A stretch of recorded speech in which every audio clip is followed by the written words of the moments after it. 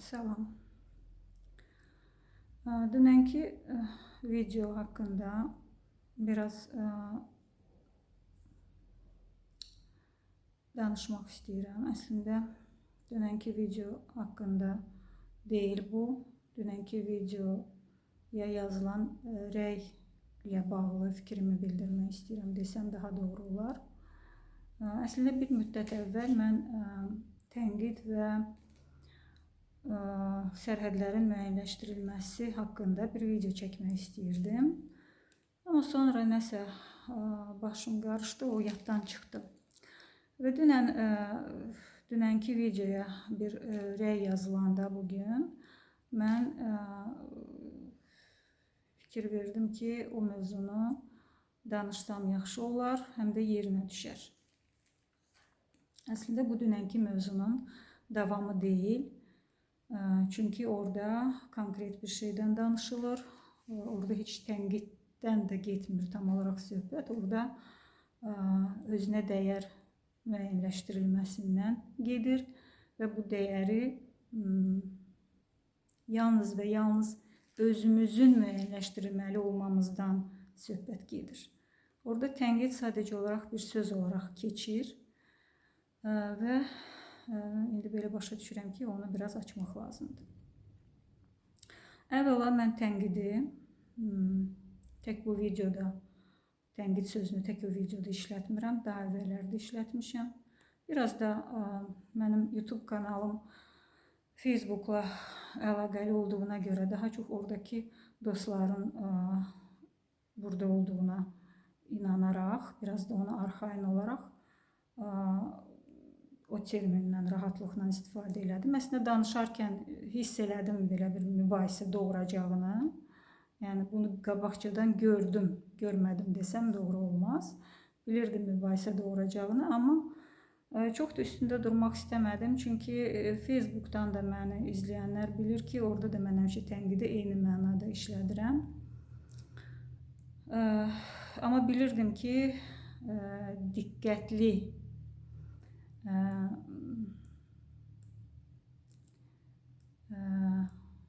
izləyicilər, diqqətli sözünü yeri gəlmişkən biraz kinayə ilə deyirəm, çünki bunu diqqət hesab eləmirəm. Bunu biraz ağılda, başda çox olmaqla, çox oturmaqla əlaqələndirirəm mən. Yəni, biraz daha, xüsusilə əgər mənim bütün videolarıma baxan birisinizsə, o tənqid yazan izləyiciyə demək istəyirəm. Yəni, biraz intuitiv idrakımızı işə salmalıyıq. Çox da dərhal ağılla yanaşmalı deyilik məsələyə. Çox da başımızda fırlatmalı deyilik bəzi məsələləri. Yəni, bu insan bunları biləcək biridirmi? Bu insan bu qədər bəzi şeyləri səhv salacaq biridirmi? Bu qədər anlayışları qarışdırmış ola bilərmi bu adam? Axı, mən bunu daha əvvəllər başqa videolarına da baxmışam. Yəni, biraz düzün desəm üzüldüm. Üzülürəm belə rəyləri oxuyanda.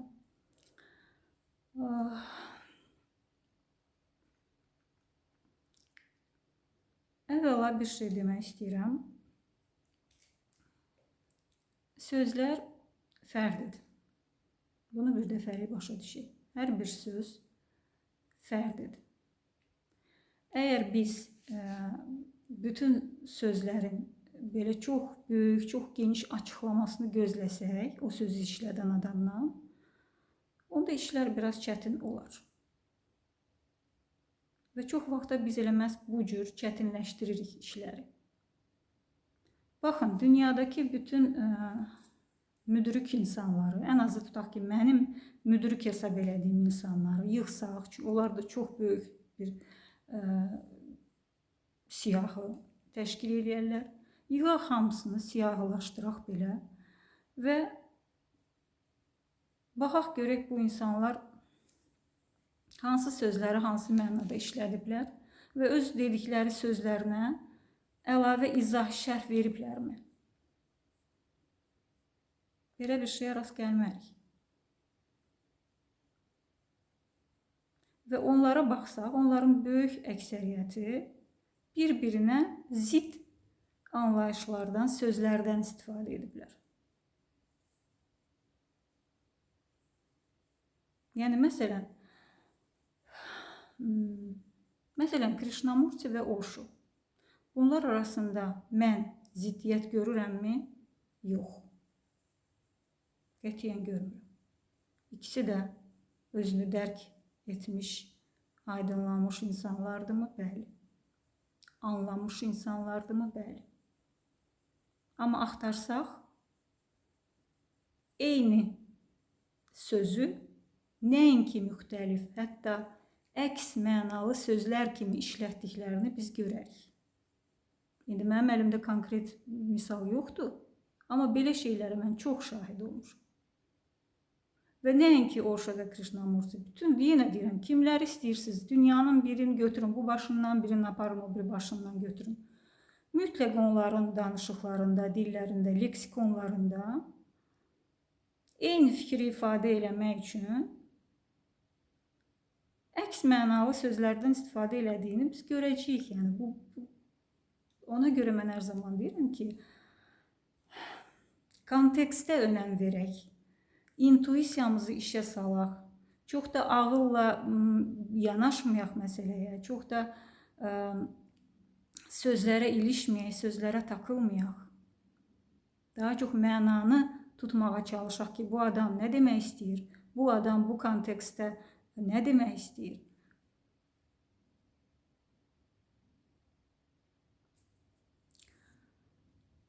Ayrı-ayrı insanlardır, ayrı-ayrı dövrlərdə yaşayıblar, ayrı-ayrı ənənələrə aiddirlər, ayrı-ayrı mədəniyyətlərə aiddirlər, müxtəlif təhsil sahibidirlər. Ona görə onların bu qədər fərqli leksikon işlətmələri normaldır. Biz ağılla buna yanaşsaq, onda bunların hamısının arasında böyük bir ziddiyyət görərik. Amma məsələn, şəxsən mən heç vaxt elə bir ziddiyyətə qapılmamışam.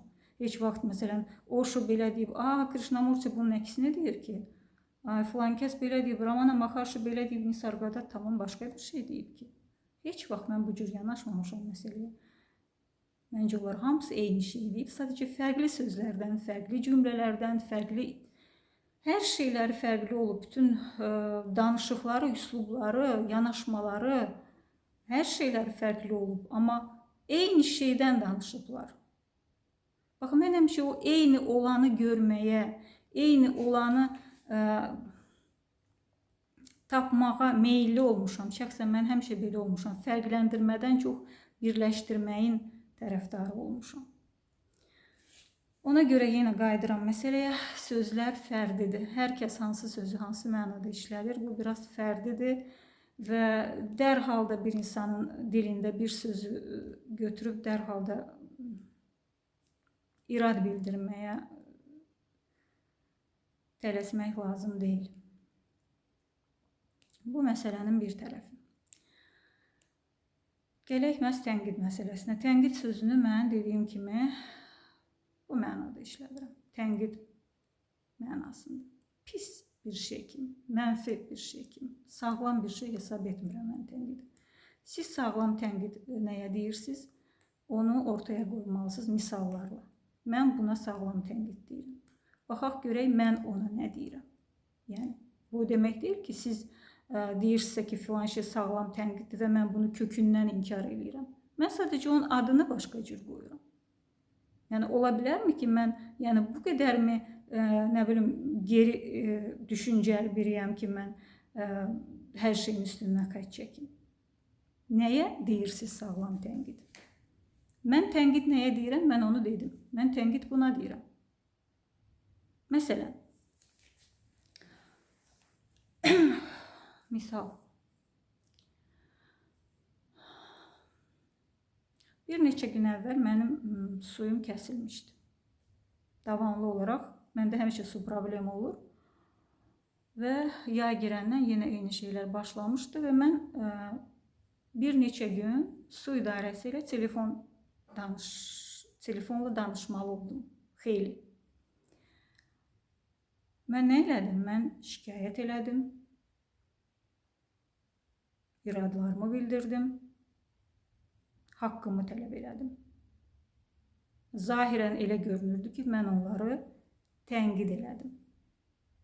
Əslində bu tənqiddirmi? Yox. Hətta mən çox sərt danışdım su idarəsinin əməkdaşı ilə. Bu tənqiddirmi? Yox. Mən nə elədim? Mən öz sərhədlərimi qorudum. Mən öz haqqımı istədim.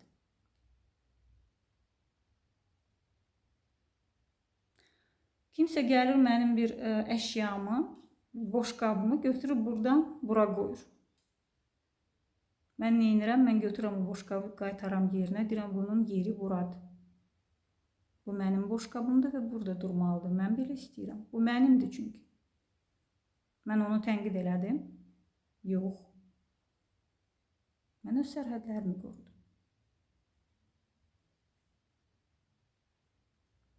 Mənim anam tutaq ki, yeməyi duzlu bişirir. İş elə gətirib ki, mən işləyirəm, tutaq ki, yeməyi hər gün anam bişirir. Mən gəlirəm, bir gün duzlu, 2 gün duzlu, 3 gün duzlu. Mən nəhayət dilə gəlirəm, deyirəm ki, qəlb qırmadan, xətrinə dəymədən, deyirəm ki, xahiş edirəm, yeməyi duzunu az dək. Mən yeyə bilmirəm. Bu tənqiddir, mən anamı tənqid elədim. Yox. Mən öz sərhədlərimi qorudum. Mən bunu eləməliyəm. Əks halda mən yaşaya bilmərəm. Mən özümə hörmət eləmərəm əks halda. Və əgər qarşı tərəf bunu tənqid olaraq qəbul edirsə, bu onun problemidir. Onun artıq psixoloji problemi də onun qorxuları ilə və s. əlaqəlidir. Kimsə mənə qarşı bir hərəkət edir və mən o hərəkəti bəyənmirəmsə, mən ona deyirəm ki, sənin bu hərəkətin mənim xoşuma gəlmir. Sənin bu hərəkətin məni incidir. Sənin bu hərəkətin mənə diskomfort yaradır. Bu tənqiddirmi? Bu həmin adamın ünvanına tənqiddirmi? Yox, təbii ki. Bu sadəcə mənim öz sərhədlərimi qorumamdır. Sərhədlərin müəyyənləşdirilməsi bugün psixologiyada məşhur bir termindir. Sərhədlərin müəyyənləşdirilməsi və yaxud sərhədlərin qorunması bu tənqiddirmi? Yox. İndi siz buna tənqid deyə bilərsinizmi? Buyurun, deyə bilərsiniz. Amma mən demirəm. Mən tənqid başqa şeyə deyirəm.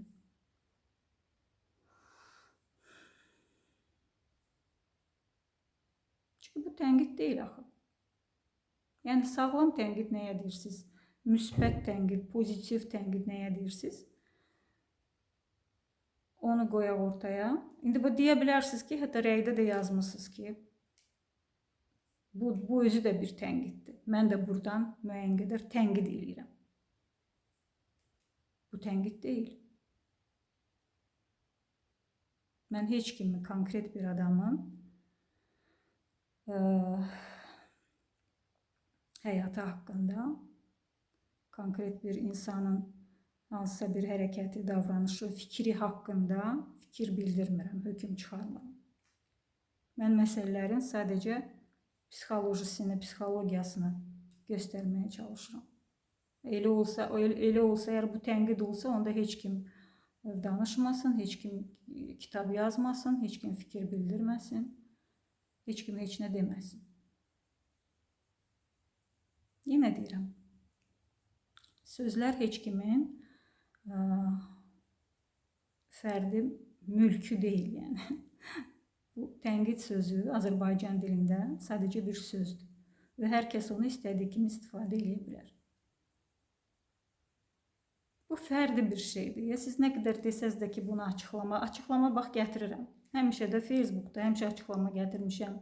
Videolarda da, əgər biraz diqqətli olsanız, orada da ola bilməz ki, deməyim bunu.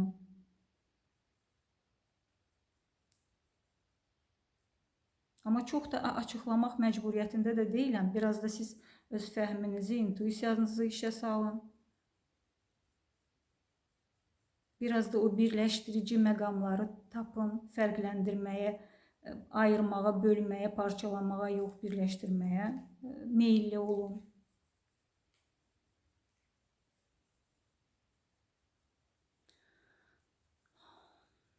Gələk başqa bir məqama. Yenə deyirəm, sağlam tənqid nə edirsiniz bunu nümunə ilə, misalla desəz, orada danışmaq olar. Amma mən öz dediyim mənada tənqiddə sağlam heç nə görmürəm. Sağlam, inkişafa aparan, inkişaf məqsədli bir şey hesab etmirəm tənqidi.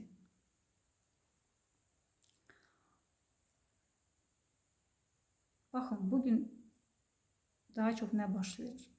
Sosial şəbəkələrdə, gündəlik həyatımızda, hər yerdə. Bax, mən o dəyərdən salma, dəyərsizləşdirmə məsələsini boş yerə danışmadım. Bu bizim həyatımızın içinə oturmuş, çökmüş bir fenomendir. Biz daxilimizdəki ağrıdan, boşluqdan qaçmaq üçün sizin hətta ən sağlam dediyiniz tənqidləri belə çox vaxt inanın ki, o motivlə edirik. O motivlə edirik. Amma əksərən baş verən şey nədir? Baxın, mən sarı paltar giymişəm, düzdürmü? Kimsə durduğu yerdə deyir ki, sarı paltar sənə heç yaraşmır.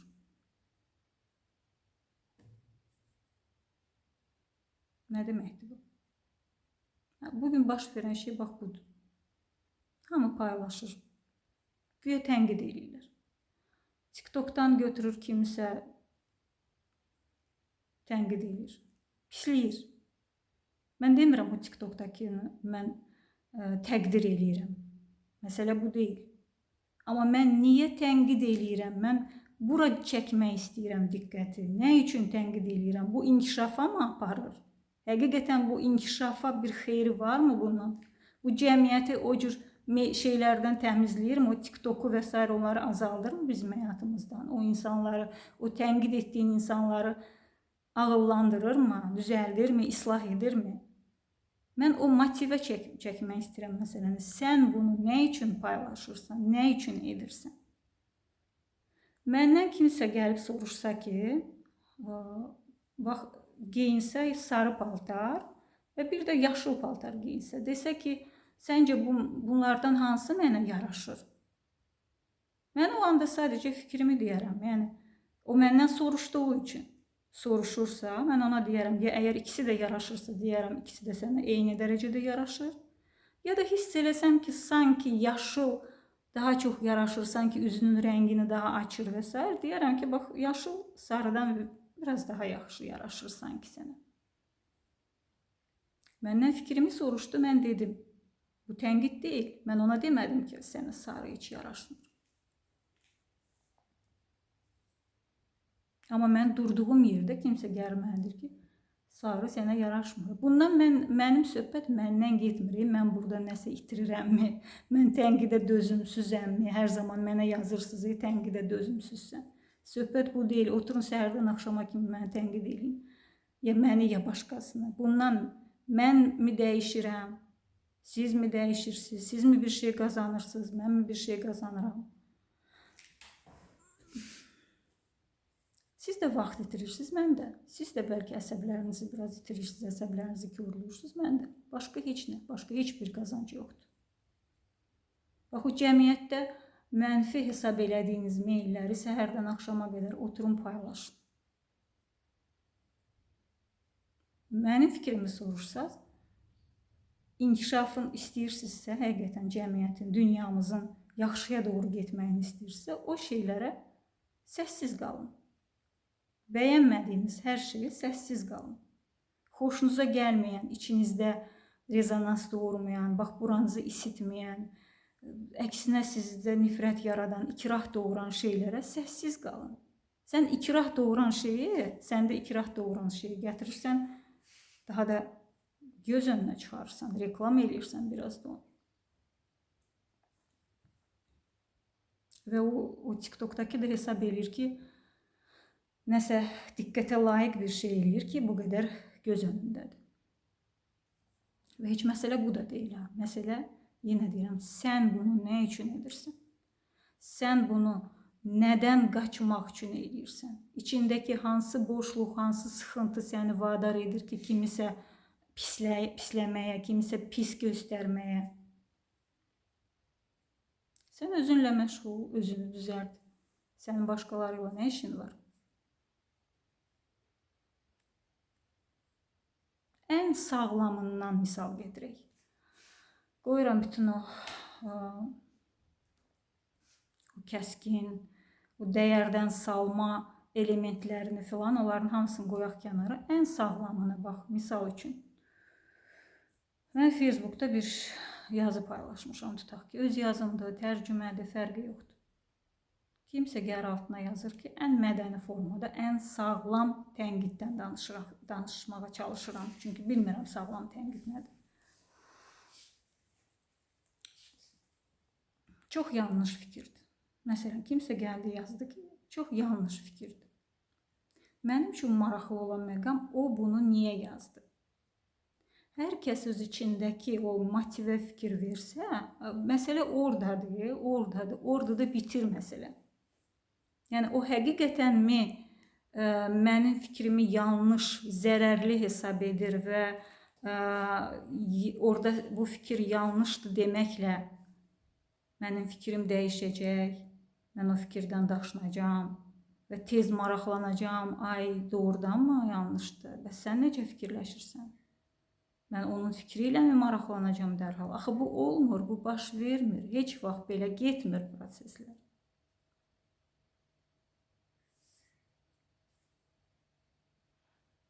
Orada yalnız mübahisə baş verə bilər.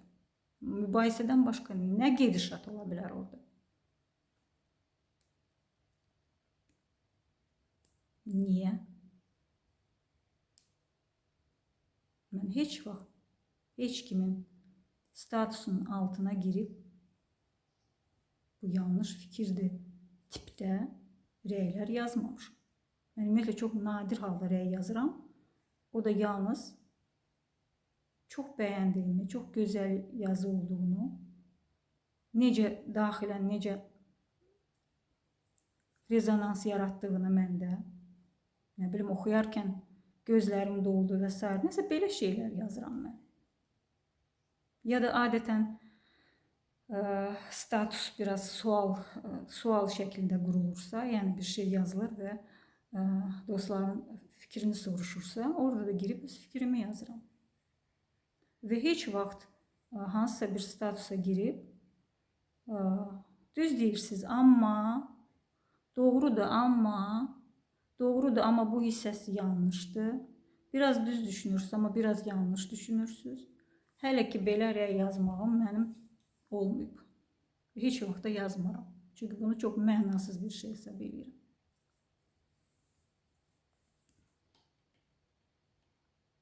Başqa bir məqam. Adətən Facebookda bu da çox olur. Və bu haqda da yazmışdım bir dəfə. Mənim Facebook dostlarım, demək olar ki, hamısı. Mənim hansısa fikirlərimdən xoşlanırlar, hansındansa yox. Və mən bir dəfə bu haqda yazmışdım.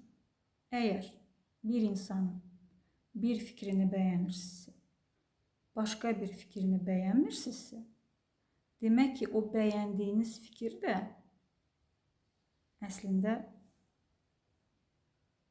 nəzərdə tutulan fikir deyil. Yəni, sizin bəyəndiyiniz əslində yazılan, deyilən fikir deyil. Siz sadəcə anladığınızı bəyənmisiniz. Öz hiss etdiyiniz, öz interpretasiyanızı bəyənmisiniz. Müəllifin dediyini yox. Ola bilməz belə ziddiyyət. Bir insanı ya bir bütün olaraq anlayırsan, qəbul edirsən, ya da bir bütün olaraq anlamırsan, hiss edə bilərsən. Bugün yazmışdım bu hiss məsələsini. Çünki həqiqət hiss olunur əvvəlcə, sonra anlaşılır. Əvvəl hiss gəlir, sonra anlama gəlir. Hiss edə bilərsən. Amma anlamırsansa, o hissinə güvən, həmişə deyirəm, hissinə güvən və sakit qalmağa çalış. Dərhal başınla işə girib, orada nələrsə düzəltməyə, başına uyğunlaşdırmağa çalışma.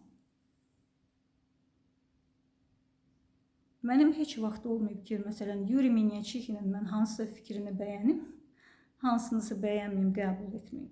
Mümkünatı yoxdur. Mən Krishnamurtinin hansısa fikrini bəyənim, hansısa bəyənməyim. Mən Osho'nun bir fikrini bəyənim, nə bilim Osho'nun həyat tərzini bəyənməyim. Absurd bir şeydir. Osho'nun kitablarını bəyənəyim, amma deyim ki, Osho özü kitablarına uyğun yaşamır. Çox absurd deyilmi bu?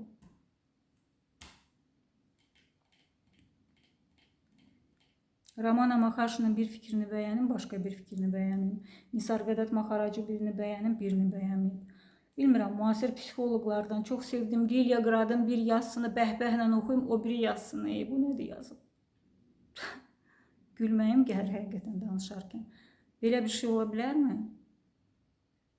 Anlamaya bilərəm, bəli, bəlkə mən 2005-ci ildə, 2006, 2005 deyirəm, 2015, 16, 17, 18-ci illərdə bəlkə Yuri Minyaчихində hiss eləyirdim ki, nəsə oturmur, nəsə anlamıram. Amma heç vaxt onun yanıldığına, onun yanıldığı qənaətinə gəlməmişəm mən. Mən həmişə hesab etmişəm ki, burada sadəcə mən nəyisə anlamıram. Ya burada sadəcə hərfi anlaşılmazlıq var, mən sadəcə onun fikir axınına düşə bilmirəm. Ən azı o məqamda düşə bilməmişəm. Ya da idraki olaraq mən hələ o məqama gəlib çatmamışam. Və zaman keçdikcə görürəm ki, bəli, bəzi şeylərə təkrar baxanda görəm, bax, o zaman anlamamışdım. Sən demə, burada sadəcə bir hərfi anlaşılmazlıq var imiş. Ya da bəzi şeyləri mən bilavasitə özüm yaşayandan sonra gördüm ki, hə, mənə qaranlıq qalan məqam bu imiş. Amma heç vaxt onları sorğulamaq və s.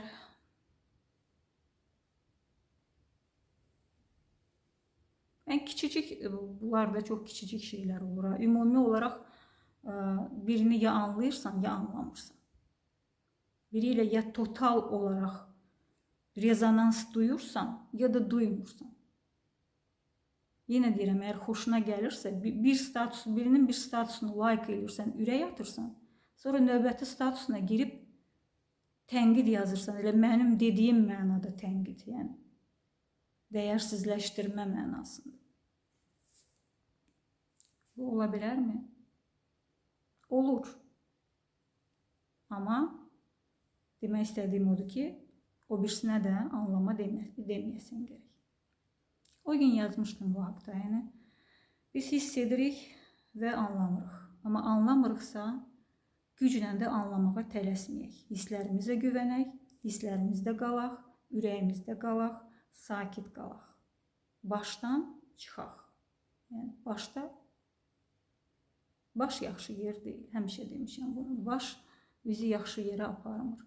Başla çox analiz aparmaq, çox həyatı başımızdakına uyğunlaşdırmaq bu müdrik yol deyil. Müdriklərin yolu bu deyil.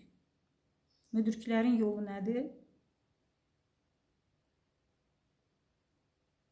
Başı boş saxlamaq. Nə qədər biraz xoş gəlməsə də bu söz, amma başı boş saxlamaq lazımdır. Sakit olmaq, vurnuxmamaq.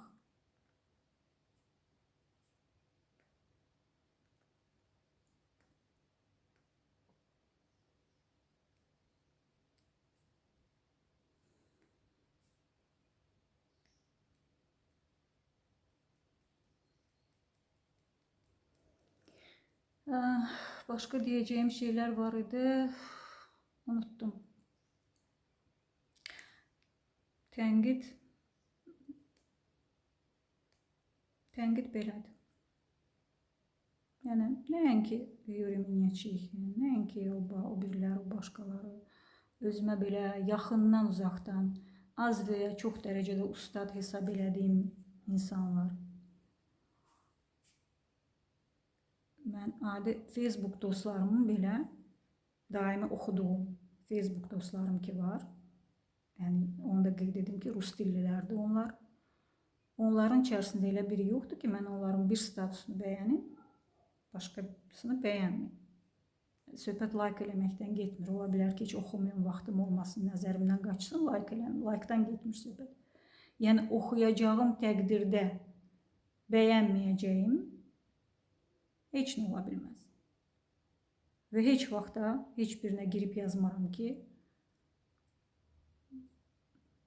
düz deyirsən, amma bu məqamda var.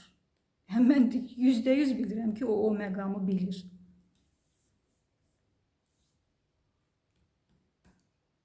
Yəni, tənqidə qalsa, mənim sosial şəbəkələrdə bütünlükdə və bilavasitə də öz Facebook dostluğumda bəyənmədiyim o qədər şey var, yəni. Düşünün, hamısına girib mən tənqidi rəy yazıram. Yenə də sizin dediyiniz sağlam mənada deyirəm, tənqidi. O belə inkişafa, dırnaq arası deyirəm, inkişaf məqsədi daşıyan tənqiddən danışıram. Düşünün, o qədər şey mən yazsam, mən baş mı dözər buna? Yəni, bu necə mənasız bir işdir? Yəni. Hamıya gir, hamının səhvini düzəlt, hamıda səhv gör.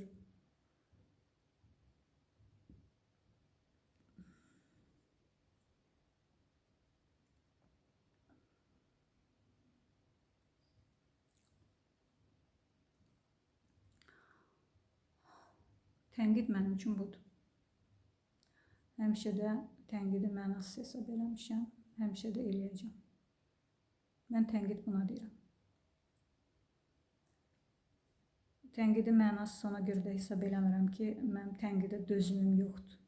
Tənqidə heç kimin dözümü yoxdur, çünki tənqid mənasız bir şeydir. Burada dözmək sözü yerinə düşmür, dözməkdən getmir söhbət. Burada sadəcə insan nə istədiyini bilir, insan açıqdır. Və salam. Sən mənə nə demək istəyirsən? Sən mənə fikrini yeritmək istəyirsən? Mən sən öz fikrimi yeritmək istəmirəm. Mən sadəcə öz Facebook məkanımda və yaxud YouTube məkanımda öz fikrimi paylaşıram. Bəyənirsən, bəyən. İçində daxilən bir rezonans duyursan, duy. Duymursan, sakitcə kənardan keç. Gəlib orada tənqid yazma, ən sağlamını belə yazma. Ona görə yox ki, mən buna dözümsüzəm, heç tərif də yazma. Siz hesab edirsiniz ki, mən tərifi xoşlayıram. Bəzən mənə deyirlər onda. Bayaq o rəydə də yazmışdı ki, ancaq tərif istəyirsiniz. Yox, mənim üçün dərk olunmamış təriflə tənqid arasında heç bir fərq yoxdur. Mənə nə tərif, nə də tənqid lazım deyil. Mənə rezonans lazımdır. Mən hiss etməliyəm ki, adekvat ünsiyyətə girirəm, adekvat təmasa girirəm. Bax, mən bu adekvatlığı hiss etmirəm çox vaxt rəylərdə. İstər tərif olsun, istər məni qaldırsın göylərə, istər salsın yerin dibinə, heç bir fərqi yoxdur. Bax, o səsləşməni mən duymayandan sonra mənim üçün fərqi yoxdur. Bunu demək istəyirəm mən. Yəni, səsləşmə varsa, sadəcə oxu, heç like də eləmə, heç rəy də yazma. Amma səsləşmə yoxdursa da sakitcə keç də, yəni. Mən özüm bunu eləyirəm. Səsləşmə yoxdursa, niyə girib orada sən nəsə rəy yazmaqla mənim dünya görüşümü dəyişəcəksən? Ya özün bir şey qazanacaqsan?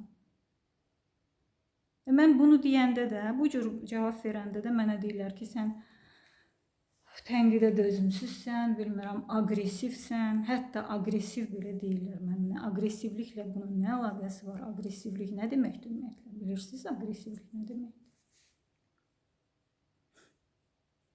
Bir dəfə biri yazmışdı mənə Facebookda, Messengerdə. Aqressiv xanımsız, aqressiv, belə də yazmışdı, necə tələffüz edirəm o cür. Aqressiv xanımsız. Mən də ciddi başa düşməmişdim sözü. Elə bilmişdim, nəsə ingiliscə bir sözdür. Tam səmimi deyirəm.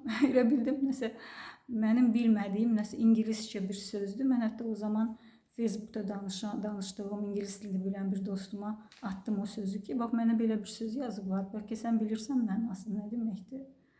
O da dedi ki, belə söz bəlkə aqressiv demək istəyir. Ondan sonra mən də gülmək tutdu ki, həqiqətən aqressiv demək istəyirmiş. Yəni sən bax o sərhəddini qorumaq istəyəndə, sərhəddini müəyyənləşdirmək istəyəndə, sadəcə nə istədiyini deyəndə olursan aqressiv, olursan eqolu, olursan təkəbbürlü və s. Kiminsə gözündə eqolu görünməklə bağlı bir problemim yoxdur. Mən eqosuzluğun dadını, ləzzətini yaşayandan sonra nə fərqi var məni kim necə görür? Qoy görünür ən eqolu adam kimi, heç bir problem yoxdur. Sadəcə demək istəyirəm ki, tənqidin heç kimə heç bir faydası yoxdur. Ona sərf etdiyiniz enerjini sakitliyə sərf edin. Sadəcə sakit qalın. Bax o motivə diqqət edin. Hər zaman tənqid edərkən ən sağlamını belə durduğunuz yerdə kimisə ən sağlam şəkildə, yəni sizə heç bir zərəri yoxdur. Bilavasitə sizin heç bir sərhədinizi korlamayıb. Sadəcə siz baxırsınız, nə bilim, TikTokda hansısa bir şeyi görürsünüz, əsəbləşirsiniz. Atırsınız onu ora, tənqid edirsiniz. Televizordakı hansısa müğənnini görürsünüz, əsəbləşirsiniz, gəlirsiniz orada onu tənqid edirsiniz.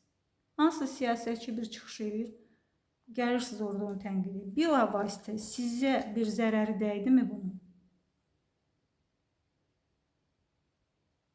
Durduğunuz yerdə nədən əsəbi olursunuz ki, belə bir şey yazırsınız? Bax, o məqama diqqət çəkmək istəyirəm mən. Mənim işim bizim psixologiyamızladır. Ay mən tənqid olundum, ay mən eqolu elan edildim. Mən bu videoları o məqsədlə çəkmirəm ki, tərif yığım. Mənim birazca bir zərrə qədər şuurlara,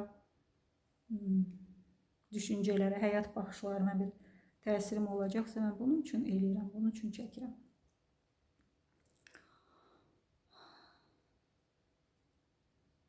Yoxsa yəni daha rahat, daha əyləncəli bir həyat seçə bilərəm özümə ki, varımdır da yəni. Bəzən yorur məni həqiqətən bu internet, bu Facebook. Buna biraz da iş kimi baxıram mən, biraz da, nə bilim, biraz missiya kimi baxıram.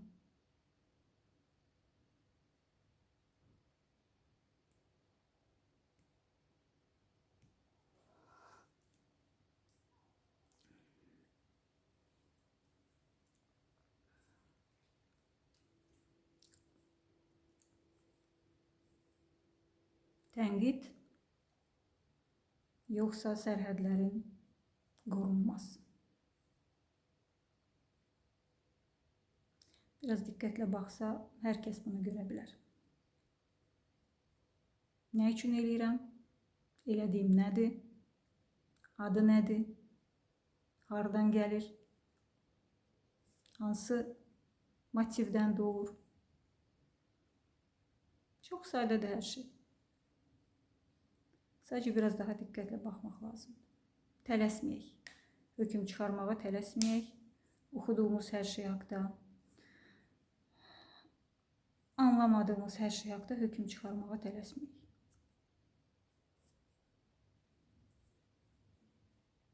Bir də mən bu videonu o rəy yazanın, yəni o rəyə görə, o rəydən çıxış edərək çəkdim. O rəyçidən üzr istədim, onu başqası səhv saldığıma görə. Əgər həqiqətən səhv salıramsa, çünki çox oxşarlıq var, yəni.